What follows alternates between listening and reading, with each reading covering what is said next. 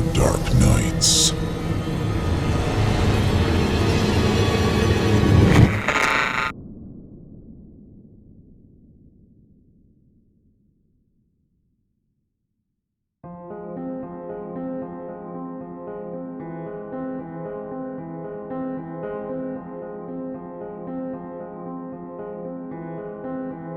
The Swing.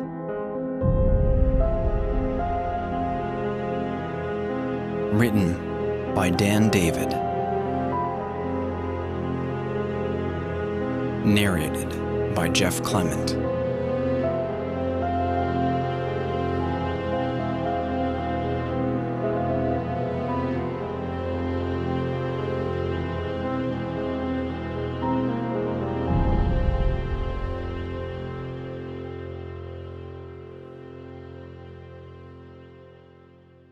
What do people usually fear when moving out to live on their own?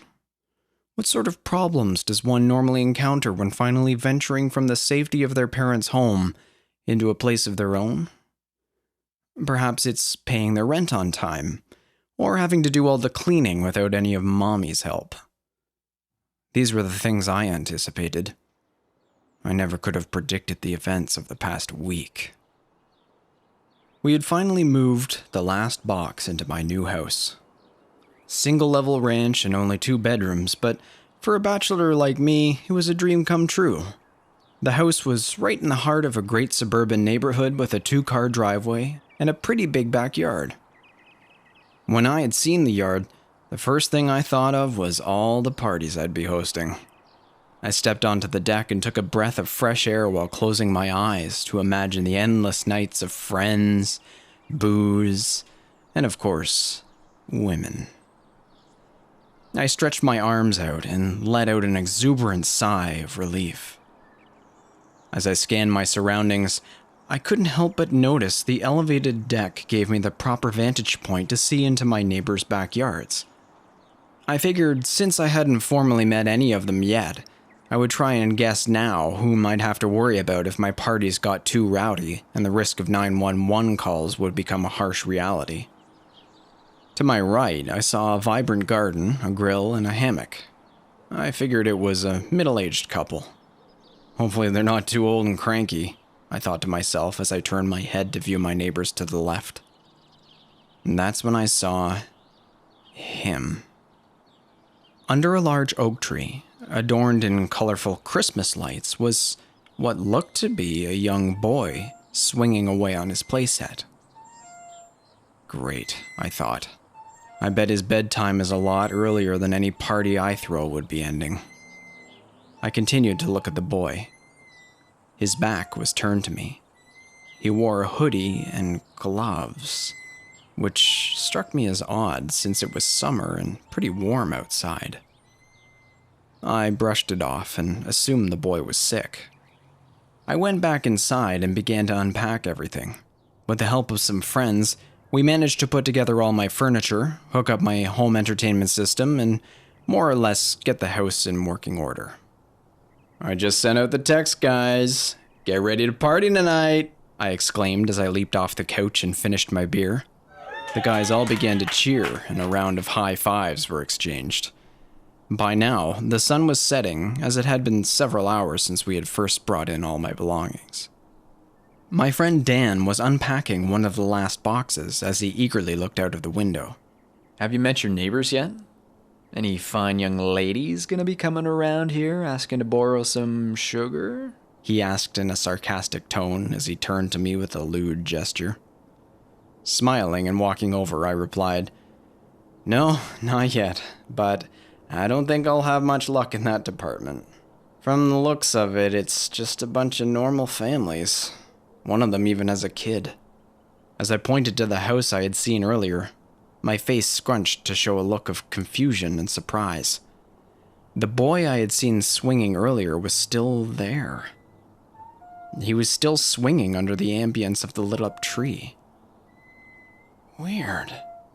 That kid was swinging when we first got here, too, I said to Dan as he looked at his phone.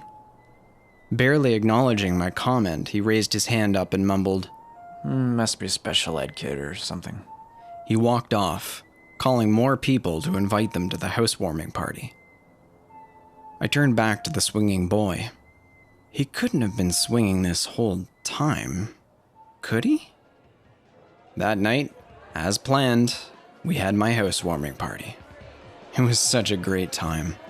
I greeted my friends and cousins as they arrived, handing them all the beverage of their choice. We were outside until around 3 or 4 in the morning when the weather suddenly got cool and it began to drizzle. I would have been willing to stick it out until it passed, but the girls all began to freak out, claiming their hair would frizz, and they all ran inside. Naturally, the guys followed, holding makeshift umbrellas over the girls' heads. I laughed to myself at how hard they were trying to get lucky. I took the opportunity to quickly clean up some of the trash that had accumulated before going inside. I scooped up a bunch of cans and bottles before I turned around and was left in awe. I guess we were all distracted by the music and alcohol to notice earlier, but now, with everyone inside, I saw it. The boy was still outside and on his swing. He was still in the same position and outfit I'd seen him in all day, back turned to me, wearing the same hoodie and gloves. I stood there for a minute, lost in thought, when from behind me I heard a loud, "Hiya, neighbor." I jumped and did a quick 180, dropping the trash I'd been carrying. "Oh, sorry about that, bud. Didn't mean to startle you," laughed an elderly man. He was wearing pajamas and slippers as he held his hand out, waiting for a shake on my end. "Oh, hello, sir," I said as I cleared my throat and shook his hand, collecting my thoughts. He smiled and began to fumble with his hands. "I hate to be that guy, especially since, you just moved in and everything, but you think you guys can turn down the music a bit? My wife and I are pretty light sleepers, and at this age, we tend to be early risers," he said bashfully. I smiled and laughed as I put my hand to my face in embarrassment. Geez, I'm sorry, sir. I guess things got a little crazier than planned. I didn't think people would stick around this long. I really did feel bad. I half expected the man to come out yelling, demanding us to keep it down lest he call the cops. His gentle demeanor was refreshing, and I was more than happy to oblige. I laughed and replied, I'll go let everyone know that they need to stay inside and take it down a notch. I'm Peter, by the way." I shook his hand. "Pleasure to meet you, Peter. I'm Paul," he said with a grin. As he smiled, his eyes drifted past mine and towards the swinging boy. "I assume you've noticed the Langers kid by now, huh?" asked Paul as he cupped his hands and breathed into them to try to keep warm. "Yeah," I said as I turned to face him. "What's the deal with him? He's been on that thing all day." Paul shrugged. Not sure. No one really knows the story. He just swings and swings until eventually." Paul stopped and his eyes widened. "Wait, it's happening. Check it out." I turned around to find the boy had stopped swinging. He sat completely still for a moment before slowly rising from the rubber seat of the swing.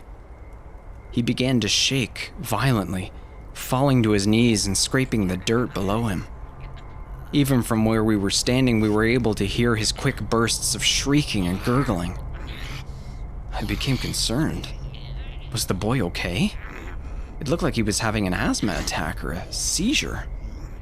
I started to run to the boy in order to help, but stopped after a couple of steps. His mother had run out. I looked at her, completely sober now from the adrenaline that was pumping through my body. It was not a pleasant sight.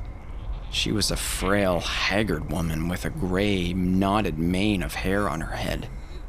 Her skin was pale and her eyes had dark bags underneath.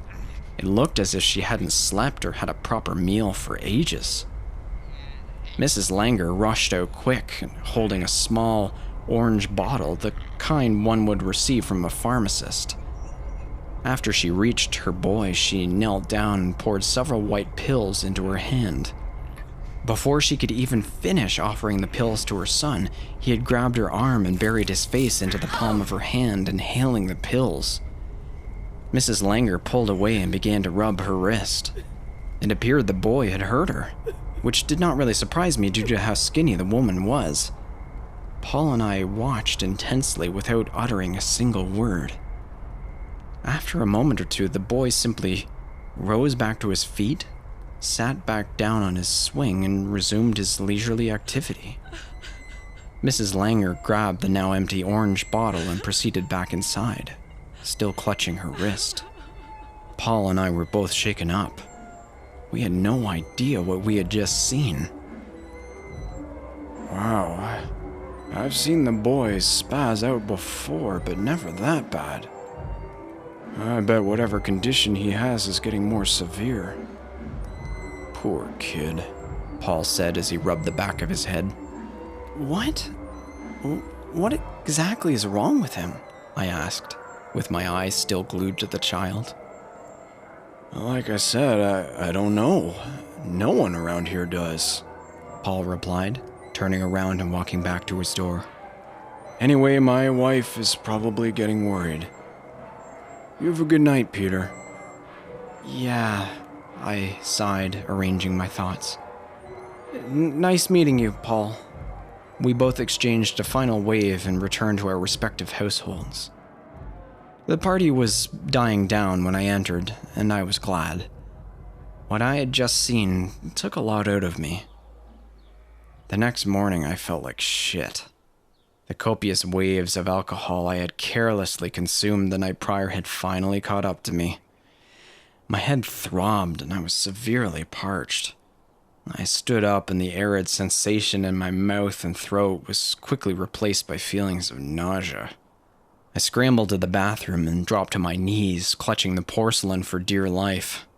At least I have the day off to recover, I thought to myself. I grabbed the sports drink I had strategically placed in the bathroom the day before in anticipation for my hangover and chugged it down in only a few gulps. I was no stranger to this feeling, and I knew what to expect. Within a couple of minutes, I began to vomit and immediately felt better, though not enough to have a very productive day. I mentally prepared myself for a day of movies, video games, and junk food.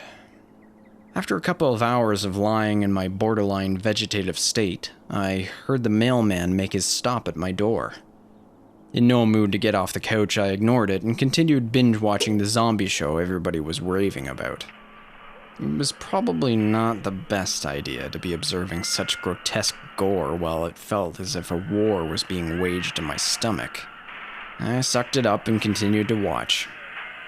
Several episodes later, I made my way to the kitchen and popped in a giant TV dinner into the microwave. While it cooked, I decided I would bring in the mail from earlier. I unlocked the front door and let in some much-needed fresh air. I stood at the door and scooped up the contents of my mailbox, sifting through the junk mail and the bills when I saw I'd received a package. Without scanning the box for more details, I brought the small box inside and cut off the tape. I opened it only to find a small orange bottle, like the one I'd seen my neighbor holding last night. I was puzzled and searched for the mailing label on the box. The mailman had delivered it to the wrong house. Annoyed, I let out a big sigh. I was not in the mood to get dressed and leave the house for anything, let alone awkwardly meet new neighbors in order to tell them I have the pills for their weirdo son. I looked out of my back window and saw the boy was swinging away as usual. I heard my microwave go off, indicating my food was ready. With one last glance at the child, I told myself the pills can wait, as the boy had scarfed down several the night before. I tossed the bottle of pills aside and made my way to the kitchen. After eating, I felt fatigued, which caused me to fall asleep on the couch. I woke up from my sleep to the sound of commotion outside my home. The repetitive beeping of a large vehicle in reverse echoed through my brain. Nightfall had arrived, and my house was engulfed in almost absolute darkness. The only light I could see was a dull gray from my now idle television, and the swirl of red and blue illuminating through my windows. The scene that I awoke to was almost surreal, and I thought for a moment that I was dreaming. I got on my feet and I looked through my front window. A crowd had gathered on my front lawn. They were facing the ambulance that was parked in the driveway of the Langer house. I threw on a light coat to hide my stained, most likely rancid-smelling shirt I had been stewing in all day. In the crowd, Paul stood amongst several other people who I presumed to be residents of the neighborhood. "Hey, Paul," I blurted as I cleared the phlegm from my throat. "What the hell is going on?" With his eyes still glued to the scene that unfolded next door, he replied, "Well, we're not exactly sure. We think something may have happened to someone in the house. Mr. Langer is speaking with one of the paramedics and he looks panicked." I saw the man Paul was referring to. Like his wife, Mr. Langer also looked as if his body was depleted and barren. He wore a loose tank top that showed just how skinny he was. His ribs poked through the pale, tight skin on his torso. He was pacing around frantically, covering his eyes and mumbling something to himself. I was still gazing at the distraught man when the soft murmuring of the crowd around me erupted into a frenzy of screams and cries. I turned to the door of the Langer house, and dread began to fill my body. 2 policemen exited the house, followed by a paramedic who wheeled out a gurney. Atop of the gurney was the bloodied body of the seemingly lifeless Mrs. Langer. From where we were standing, we were able to see the pale, bruised wrist of the poor woman hanging from the side, blood running down and dripping from her fingertips. It began to twitch and her head bobbed around as the paramedic pressed an oxygen mask to her face and hoisted the gurney into the back of the ambulance. I turned to Paul, who was standing on the tip of his feet in order to see over the crowd. One of the policemen made his way over to our now frantic group of screaming men and women, ordering us to disperse and return to our homes. Everyone began to bombard the officer with questions, asking what happened and if they were safe. "You have nothing to worry about, people. It appears a group of coyotes attacked Mrs. Langer in her backyard. We've since located and neutralized the animals," remarked the officer, avoiding eye contact with anyone before him. It was clear he was lying through his teeth. I raised my hand and shouted above the crowd, "And what about the boy? Was he hurt?" The officer shot me a look of irritation and cleared his throat as he hesitantly announced, "He was not anywhere near the scene of the attack. We assume he got scared and ran away for safety, and we're in the process of looking for the child. If anyone sees him, please call 911 immediately." With that, the officer turned his back to the less than satisfied crowd and almost ran back to his cruiser. I turned to Paul, who bared a look of dismay. He turned and shot an apathetic smile before patting me on the back and making his way inside. I stood there for a moment after the crowd slowly disbanded. Was this my fault? Did it have something to do with the pills? I quickly disregarded the paranoid thoughts that plagued my mind and walked back to my home. I slid through the front door that I had carelessly left ajar and shut it behind me as I slid down and cupped my hands around my head. There was a legion of emotions coursing through me as I pondered my next move. I knew I had to get the pills out of my house. Though the chances were slim, I did not want any blame being directed at me for not returning the pills sooner. Hell, I knew I had committed at least one federal crime when I unknowingly opened somebody else's mail. I decided I would anonymously place the box of pills in the Langer's mailbox and dash back inside. I grabbed the pills from my couch and glanced out of the back window. The Christmas lights in the oak tree were as bright as ever, illuminating the grisly crime scene that lay just below. Blood and ripped clothing veiled the ground. That's when I saw them. The boy's gloves and hoodie were lying amongst the carnage. My heart sank. I was sure the boy was dead, or at the very least, critically injured. Tears began to fill my eyes as I banged my fists on the windowsill. The sudden burst of sound emanated throughout my home. I hadn't made a peep since I entered. The sudden contrast in sound made the shameful silence that followed even more noticeable. In the midst of the grim silence, I heard it. The low, spine-tingling gurgle that flowed from my bedroom. I froze. Barely breathing, I listened keenly for another sound. To my dismay, I heard it again.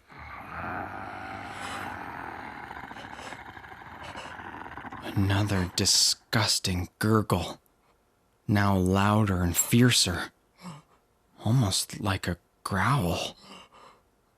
The lights in my home were still all off, aside from the weak aura that radiated from the idle television. I was frozen still. My body rebelled against my mind's desire to move. Instinct began to kick in as my eyes adjusted to the darkness and fight or flight became a quick reality. I did not know what was in my house. All I knew was I was definitely going to choose flight. I pulled out my phone and fumbled for the flashlight app as I took a step towards my back door. My eyes were glued to the short hallway that connected the main area of the house to my bedroom.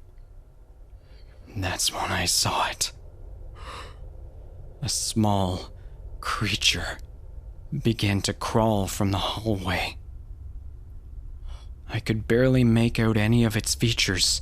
It looked human, but on all fours. The way it moved was eerie and awkward. The appendages moved sloppily and its head was to the ground. I heard the same terrifying gurgle from the creature and realized it was sniffing the floor. And what happened next still fills me with dread when I look back. The flashlight app I had opened had finished loading up and powered on through the phone.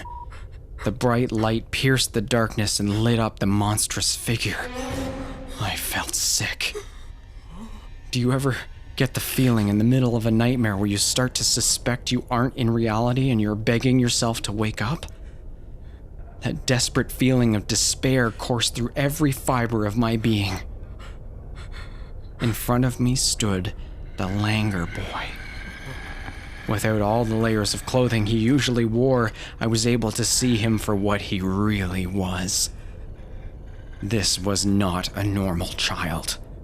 His skin was tattered and worn out. Wrinkles and scars embellished his body. He slowly raised his head to the source of the light. Our eyes met. His eyes were the worst part. However intense the darkness around his mother's eyes were, they could not compete with the boy's. The black around his peepers only worked to showcase his dilated pupils and the unnatural color of the irises. I might as well have been made of stone. All my ability to move had completely ceased. I could only stand there and watch the situation unfold before me. The boy slowly turned his body in my direction and began to take steps closer and closer. He left bloody prints where his hands met with the wood grain of my floor. It was not long until he was less than a foot from me. For what seemed like an eternity, he did not move. Neither of us did. My mind was warped in panic, and I thought I would pass out. Before I had the chance, the boy rose from his animal-like posture. He was now standing on his feet, arms dangling to his sides. His eyes peered into mine. I stared back, still paralyzed with fear. he began to sluggishly turn his focus from my eyes to my hand, the one that still clutched a bottle of the pills. As soon as he realized what I held, he broke the silence and let out a demonic shriek like that of a banshee.